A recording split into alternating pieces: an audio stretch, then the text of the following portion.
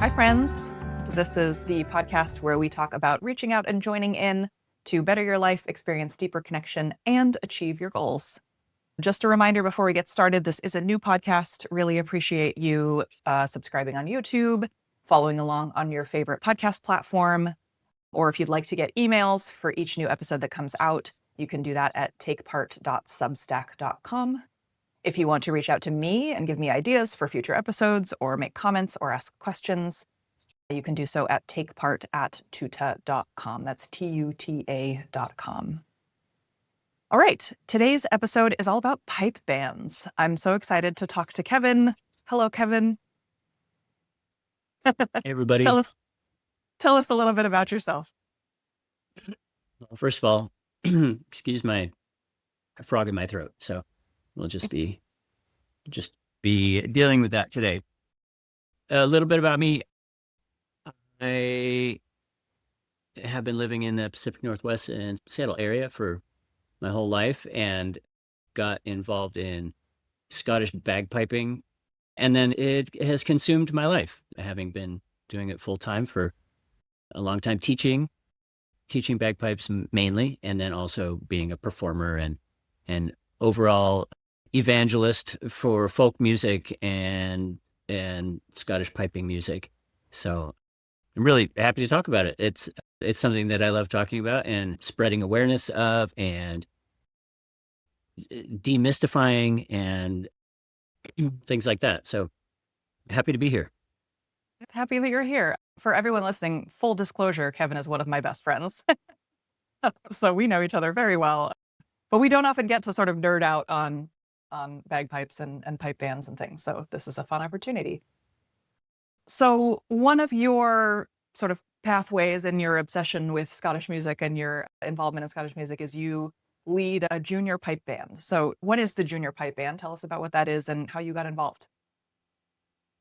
I realized I should have shown up today in my kilt and everything with my pipes, but a sort of subset of the pipe band world is the junior pipe bands or youth pipe bands. And so we teach kids how to take this tradition and run with it. And we take these kids who are interested in this weird instrument and these bagpipes and drums, and we try to get them psyched up about it. And some of them end up playing for life. And then for others, it's sort of something they do when they're a kid, and they look back fondly on. But we really try to get people to become lifelong players. So that's where I have ended up in my pipe band journey, and just teaching full time and trying to get kids. I also teach adults, but teaching kids how to get excited about this music and be a part of this community. It's a wonderful worldwide community, and so I just try to do my part.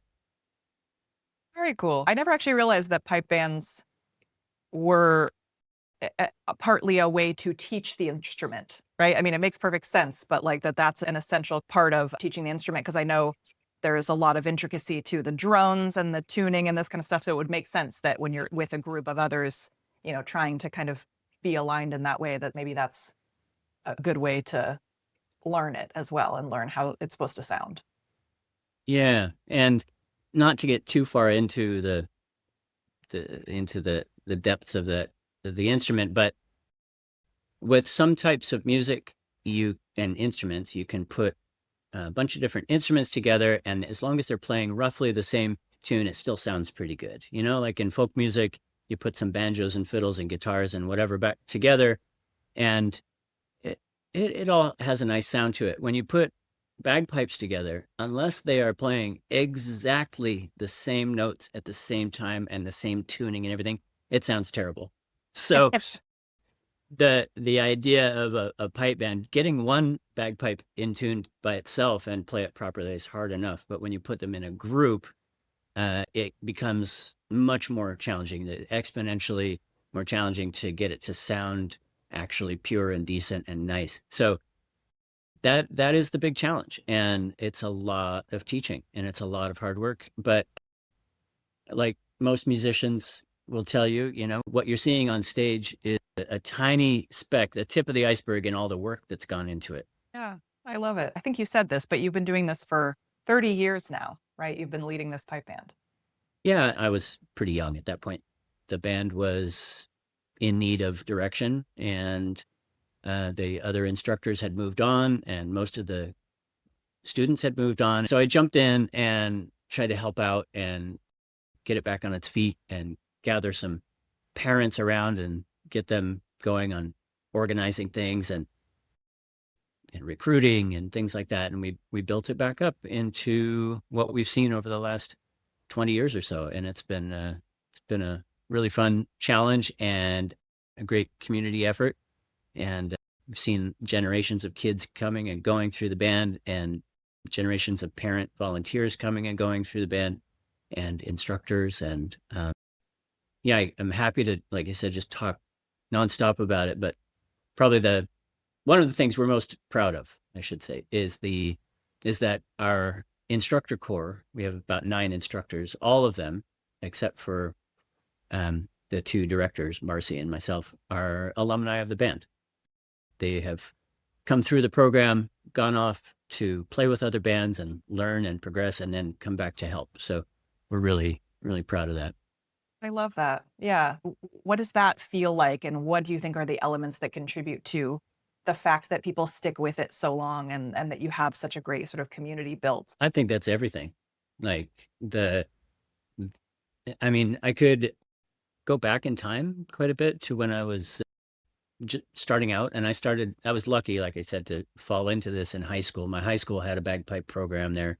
They were the mascot was the Scottish Highlander, so they had bagpipes at the school and Highland dancers. And my brother and I were lucky enough to come up through that school, and my brother got involved in it and playing the drums, and then I kind of got sucked into it. And I still feel very lucky that happened to me. And so I was growing up the first 3 years learning how to play, and then when I wanted to find somebody to teach me, like actually teach me, our school teacher, he was okay, our school bagpipe teacher, but my senior year he left. He pieced out. So we were left with no instruction. And when I went looking for bagpipe teachers, no one would teach. And it was kind of a shock. Like, I was knocking on doors and calling people and asking them, "Hey, I'm a kid looking for bagpipe lessons." And I was getting turned down over and over again. And that made an impression on me. And I think a few years later, I really, as I got more involved in things, realized that the pipe band community in the Seattle area, was very small. All the bands were small. Everybody was struggling for members, but nobody was teaching in an organized way. There was like nobody, but everyone was complaining that they had no members. Like, Right. we don't have any new pipers and drummers. Are you teaching? No. So, well, how do we fix this problem? So I think early on, I realized that teaching was it. That was it. Yeah. And that's kind of when it hit me. And so later on, when I could and had time, I jumped in with both feet. I love that. That's so interesting. I love that there are these communities, there are things that are happening already, and there's these common interests and stuff like that. And sometimes there's just this one little gap, or one little clear thing that you need someone to point out. And for your case, it was like, nobody's actually teaching this very, very difficult instrument. And therefore, of course, it's going to be a small community and a small group of people who are engaging in this Yeah. because we need that resource. And you filled the gap. Well, yeah, and we keep trying to. And it was a funny thing. It was a sort of community-wide effort. At that time, this was in the early 1990s, and through the 90s, well, if I back up even further, through the 70s and 80s, piping and drumming, at least in our area, was very popular, and there was a lot of bands, and the scene was thriving. It was fun, and then it took a real dip because they weren't teaching.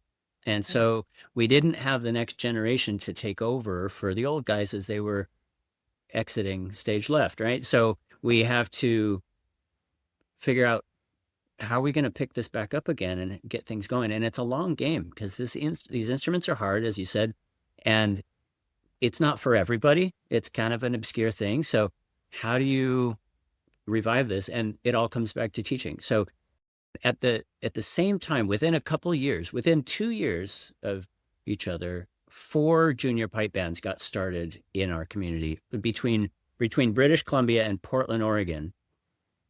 4 different junior bands got started, and Wow. everyone kind of looked around and had the same idea at the same time, like, oh no, we don't have another generation to keep this going, so we better start teaching. And they did, and in earnest as well. It was it was a lot of hard work, and it was pretty cool to see. And we didn't realize what was happening at the time, like, oh yeah, there's another junior band. And looking back on it, like, oh, that's what was happening. The whole community was going, oh, we don't have another generation. Yeah. And it sounds like you've been able to keep the ball rolling, right? And each generation now is teaching the next, and you've got all these people returning to be teachers, which is lovely. Yeah, and when it comes to, like, I always take what I do and the music that I play and kind of apply it to the larger folk music scene, or really any folk art or craft or music is running into the same issues. Like, traditional crafts are dying, and we're lucky that school music programs have been teaching the core instruments for years, but even school bands are taking a bit of a hit right now with budget cuts and everything else. And where are these activities going? And so it falls back on the community. So we can't just rely on schools to be teaching music. It has to be a community effort. And a little side story: last year sometime, my wife and I, Melanie, we went to the Shack Arts Center, and they were having a panel discussion from artists talking about their art and community and teaching the arts. And this whole room of folks were so passionate. Everyone kept standing up and giving their testimonials about how their particular craft that they're teaching, no one wants to learn it, and they are desperate to teach anybody who wants to learn. And it was really, really emotional. Like, all of these folks saying, like, if some young person would just come to me, I will teach you for free. It was so cool, but also alarming at the same time. Piping and pipe bands was hitting that point in the late 80s, early 90s. And so we were lucky that people jumped in, got to work, started teaching. We recognized the need and jumped in. So I wish other arts and crafts and music and niche activities would do the same. Like, nobody else is going to do it. You got to jump in and do it yourself. Yeah. Do you have strategies for sort of recruiting people into these communities and getting people interested, or do you find that it just kind of snowballs as you get people involved? It definitely is an effort to get the word out. And every year as times are changing and modes of communication are changing, how do you reach people, and how do you get the word out, and how do you convince them to take a chance on this kind of obscure type of music? And there's a minority of kids, and I'm just going to keep saying kids. I teach people of all ages, and adults start this instrument all the time, but I focus on kids. So there are some kids who will hear the music and go, they're locked in, like, what is that? I need to know how to do that. And then they'll find us. That's pretty rare, but it happens. Some kid will see us in a parade. This is why we go perform in public, and at family events and festivals and parades, because there's always some kid who goes, what's that? I want to do that. And that's great. But we have to try everything. So what other youth bands have come to us and asked, how do you get kids? Now, over the decades, we haven't had a consistently large band. And I mean, we typically have about 10 bagpipers, 10 to 12 pipers in our band, sometimes less, and then about equal number of drummers, and then some learners coming along. A good sized pipe band is going to have twice that number, like 20 bagpipers Wow. and that many drummers. And the really successful youth pipe bands around the world will have several levels. They'll have their beginner group, their B band and then their A band, right? So you have this training, learning group, and then you make it up into the, and it's just like other school programs or band programs where you work your way up into the top band. We've never had that very consistently. It's always been a small community band, but it's been pretty consistent, and that we're happy about that. But other youth bands have come to ask, like, how do you find kids? And we do everything. It's everything. There's no one way of marketing that works every time. So we're doing performances at schools and community events and local festivals, the Strawberry Festival or whatever festival, we are performing at schools. We are advertising on Facebook, paying for ads on Facebook. We are at the Scottish festivals where we perform and compete. We have an info booth, and everybody who comes through, we try and, build that mailing list and hand out flyers and get our kids out in the community, visible, right, with our outfits on and playing music. It's all about visibility in every way possible. So when it comes down to it, though, we found that the number one way to bring people in is those personal connections through a personal network. Friends, cousins, siblings. We have lots of full families involved in our band, like 3 kids from the same family coming up through. And then we're always trying to work on our players to go spread the word, invite your friends to come down. We have an open house. We have once or twice a year, and bring your friends, bring your cousins, bring your whoever. And, bring that one weird kid who sits in the hall in the art department at school playing his guitar. Bring that kid, right? It attracts all kinds. It's not one particular type of kid. We have a real mix, and that makes it wonderful. But that goes to show, like, we can't focus our recruiting power, marketing power, whatever you want to call it, on one slice of the community. We have to spread it out there and just stand on the corner and shout about it, For sure. I remember when we first met and you and Melanie had some flyers in the back of your car. And I was always like, oh, what's this? Yeah. So you're a teacher, you're also involved in the board, and is it band director? Is that what you're called, or band leader? What's your actual title? Yeah. Band director. And then my other role is what we call pipe major. Okay. Yeah. So instead of sort of, splitting them out, I think what you just said to me is really interesting as far as there's a lot of different elements to being involved in this band, right? You need to teach, you have to plan all the events, you deal with the parents and think about the board, you think about fundraising, you think about marketing, all these things. So I would love to just hear, like, what motivates you in general to stay involved with this? And do you have, you can answer this separately, like, do you have things about it that you like way more than other things? And how do you kind of make sure that you're, staying engaged in all of the things that it takes to run this band? Yeah. That's a very broad question. It is. Or a group of questions. But it's good because it is a lot. And there's lots of aspects to it. And I end up as kind of the figurehead for the band and the band director and whatever. I end up getting a lot of credit for things when really it's about 20 different people doing everything. So yeah, the roles that I fill are as the head teacher, instructor, and then musical director, sort of like your high school band director. But then also on the flip side of that, directing our band parent volunteers in a board of directors. So we do have a president, secretary, treasurer, nonprofit, but standard structure, but it's different. It's a little different than other nonprofits. So I sit on the board as a advisory role, and I can't vote because I'm being paid by the band, so it conflict of interest there. So me and another lead instructor are on the board as advisors and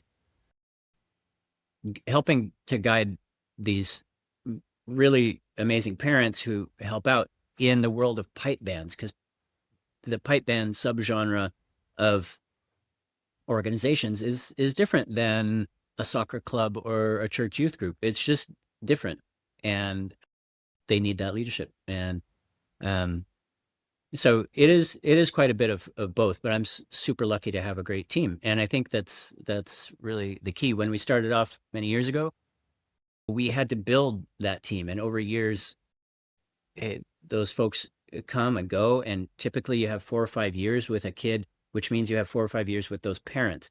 And just as they're learning their jobs and getting good at them, they leave.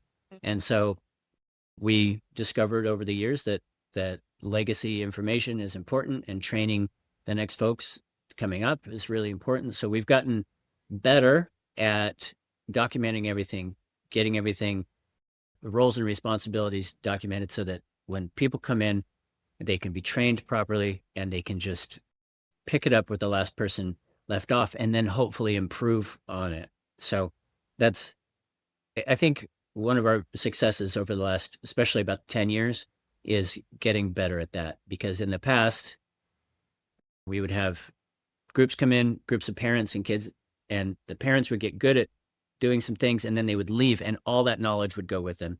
And it was devastating, and we'd have to rebuild that. So getting better at that. And as long as you acknowledge what you're not good at, you can try to get better at it. And that's what we do in music, and that's what we do in organizations as well. So in music, we have to be real clear about what we're not good at in order to get better at it. And then I think it's important in organizations to do that as well. Yeah, that's a great way to put that. All right. So with all of these elements and all of these things that you're dealing with, obviously there's the love of the music is a big motivator for you, I would imagine. But what else sort of motivates you to keep doing this work and to be involved for as long as you have been? Yeah. Well, the old thing about I was born to do this. I've been at this a long time, and so I often think back, like, how did I end up here? And I did kind of fall into the music, and then also into the role of this. Somebody needed some help, and so I said, okay, and I jumped in and went from there. And that's often how these things go, right? And then 2 decades later, you look back and you realize how far you've come. But I was thinking back in high school, I don't know what year I was, junior in high school or something. We took one of those aptitude surveys, where you fill out 150 questions, and then like 2 weeks later, you get the results back. And they were questions about careers and hobbies and things like this. And then it was supposed to tell you what you might be good at as an adult. Yeah. And what it literally said, band director. And I didn't think much of it until 10 years later, when I ended up as a band director. Oh, And funny. I know it was funny. And I think back on that, because when it was at kind of those formative, end of high school years, when you're really getting, hopefully, excited about something, like, oh, I want to be this, I want to do that. And at that time, I had really found piping, and I was getting really excited about it. And I'd found pipe, and I've kind of found my people and my music and what I was interested in, and I was getting so excited about it. But it was interesting that survey asking me about all these other things that I do came around to what I might be good at is teaching other people. And so I'm glad I ended up there. Yeah, I But love that. yeah. And I think what I end up getting out of it, of course, is the satisfaction of teaching. And I think selfishly, what really, like I was saying, when I was young, there was no other kids in the community doing this. And all I wanted was to play tunes with somebody else. I just wanted to, my own age and whatever. And so selfishly, all this teaching is just to create more players out there, create more bagpipers, so that I can play tunes with people. And it's worked out. I've ended up having some really great musical moments with students of mine. And it's really great. And seeing those folks go off and be teaching other people now, and helping other pipe bands, and getting out there in the community and keeping things going. But really, I just like to play tunes with people. So I'm glad it all worked out because now I've got a really good community of people to play with. And then the other kind of motivation is any of these groups that we are involved with, community groups, are this close to falling apart. And it's kind of one of those things we don't like to talk about. Mhm. Yeah. And without the dedicated sort of day-to-day work of a few people, this thing, whatever it is you're involved with, might fall apart. And in our pipe band, because they age out at 18, we sometimes only have a few years with them. If we're lucky, we get them at like age 10 or something. Then we've got them for a good long time. But we're really just a couple years from, if we don't teach and we don't bring kids in, we're just a couple years from being back at square one and starting from scratch. So, Yeah. um, yeah, there's the wonderful aspect of what motivates me is the music and the kids and the fun and the going places and doing things with them. And then the other thing is fear, like, this thing might fall apart. So getting people on board to help out with that and succession planning, just keep be planning out 3 to 5 years and helps kind of make you feel a little more secure that things aren't about to fall apart, that, yeah, okay, we've got a good team here and we can keep it going. Yeah, that makes perfect sense. A bit of a wild card for you related to that. What's the value of these kinds of programs? What do you think it does for society? What do you think it does for these kids? Like, what do you see in them as they're moving through these kinds of programs? Yeah, I think there's things that kids gain through various activities. Like some people really gain a lot from sports and others through being involved in other arts activities like marching band or orchestra or whatever. But pipe bands, they teach music, but also a certain aspect of discipline and teamwork and hard work and it's the ability to do your job at home and practice your stuff and show up on time and be a part of a team trying to do something really well. And I think that doing something really well is kind of the key. Like we want to be good at this. We don't just want to show up and do whatever.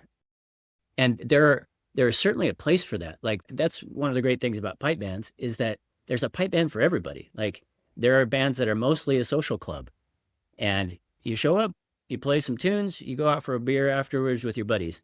Great. That's awesome. And there's not too much stress or effort put into being top notch, and that's great. Right. And then for other pipe bands, they are ultra serious and they are like, they want to be the world's best no matter what. That's fine if that's what floats your boat. For a kids band, we are teaching things like leadership. We're teaching things like teamwork and also community. Part of our goal with this band is getting the kids active in the community and getting out there and sharing this music. And so I think there's a long list of benefits from this type of a group, but I think what folks learn over time is you only get out of it what you put into it. And that's a tried and true sort of axiom of organizations. Like if you show up expecting the organization to give you everything, it's not going to work out so well. And you'll probably end up leaving. And I think if you put some extra effort in and try to help out in any way possible, then the whatever you're involved in gets better. And I think pipe bands are no different than that. Yeah, that makes so much sense. And I've spoken to other folks on this podcast who are working with kids, and I think that that's just such an important role. And as you said, even outside of the school, these kids learning different kinds of skills and learning different kinds of discipline and being able to socialize themselves in different ways outside of school and get into the community, I think is just a lovely, lovely thing. Yeah. Yeah. We just had our first band practice of the year just a few days ago. And we had a few moments of, hey guys, let's sit down and talk about last year. And what did you guys learn?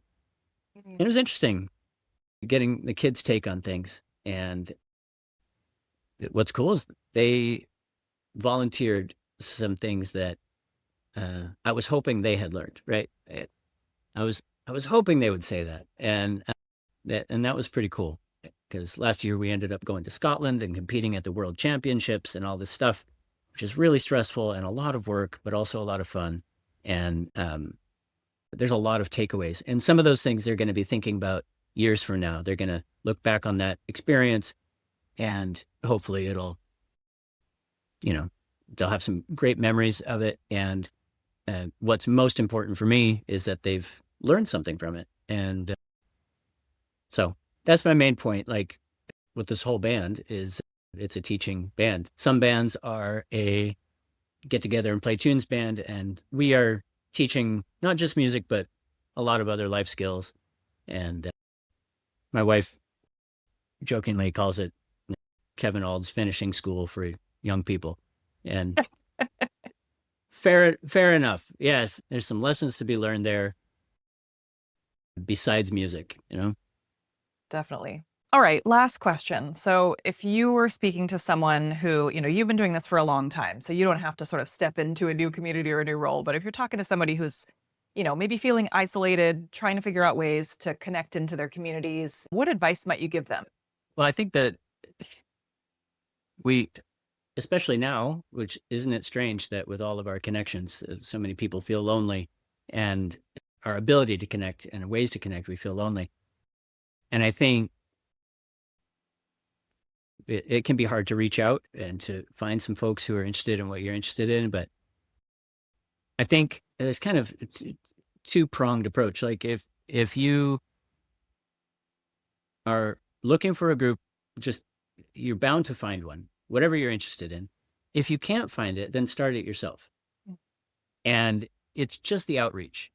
That's it. And that can be really hard for some of us. So it can be as easy as an advertisement or a Facebook post. As much as we don't like Facebook, one of the redeeming qualities of Facebook is their community groups that you can form. Yeah. And there are other ways to do that with other social media. It's supposed to be social media, right? And we can help use that to our advantage. But yeah, I think whatever skills or things that you think you might have, try to bring that to the group. And if you see a group that's lacking a certain skill set and you have it, then maybe offer to do that. But I think it's just the helping out, just jump in and try to do your best. And if you can't find a group that's already started, then do it yourself and just put a hand out, Yeah. Well said. Thank you so much, Kevin. This has been so much fun to Oh, yeah. learn different facets of the work that you do. For everyone listening, thank you so much for being here as well. Please leave a comment wherever you are listening or watching. Kevin would love to answer your questions, I'm sure, and tell you more Yeah. about the pipe band. And anything that you want to offer, any kind of feedback or comments would be really, really welcome. So please do so. And otherwise, we will see you next time.